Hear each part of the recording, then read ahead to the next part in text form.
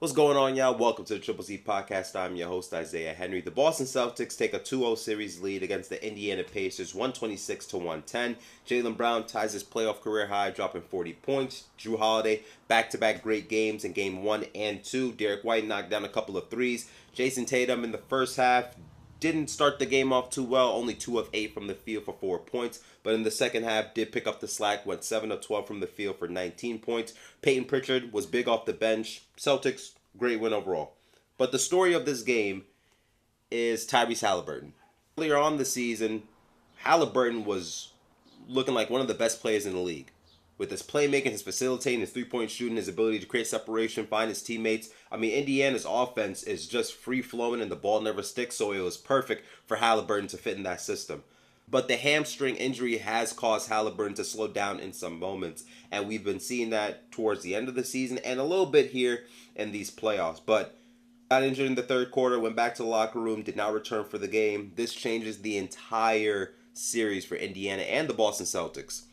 Without Tyrese Haliburton, the engine of this Pacers offense, I don't really see the Pacers winning this series. I didn't have them winning this series. I had Boston in 5, but instead of 5, I probably got Boston in 4, which works in Boston's favor because now you have more time for Porzingis to recover and hopefully get back on the court in the NBA Finals. But without Tyrese Haliburton, this series is over.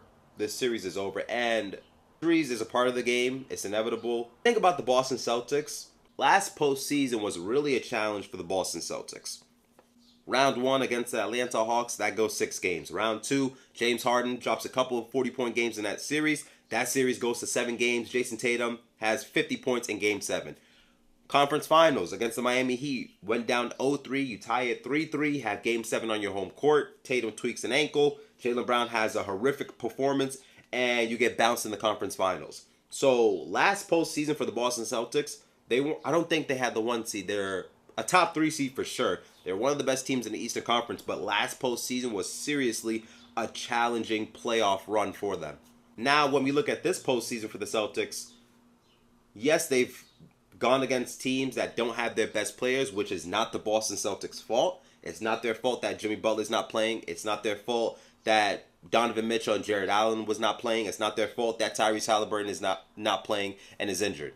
But I'm starting to lean towards the side that the Boston Celtics have a very easy path to the NBA Finals, which is very concerning because, from my point of view, it seems like the Celtics haven't been challenged throughout the playoffs.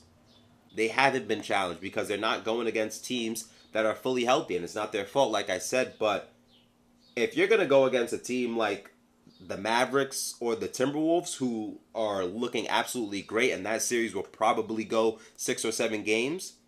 If you're going against one of those teams, you have to be ready. You have to be prepared. And I feel like if the Celtics get to the finals, or when the Celtics get to the finals, they're not going to be prepared. If you look back in the regular season, the Celtics have one of the best home records, but the Knicks beat them at home. The Knicks were the only Eastern Conference team to beat the Celtics in TD Garden. But I think they had 3 other losses. All those other losses were to Western Conference teams. They lost to the Clippers, they lost to the Nuggets, and they lost to the Lakers. So anytime they go against a Western Conference team that are bigger, have better players, have better point guards and all that type of stuff, they kind of fumble the bag a little bit. But the Celtics haven't faced any real challenge leading up to the finals, and I'm curious if that's going to leave them at a disadvantage, honestly speaking, because Mavs and Timberwolves, that series going 6 or 7 games, like I said, but both of those teams have been through some challenging series.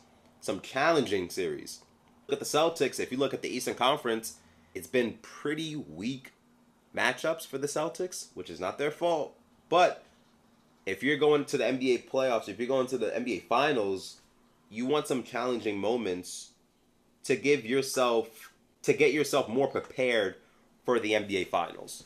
So without Haliburton, the series is over. It's not the Celtics' fault, but this series is over.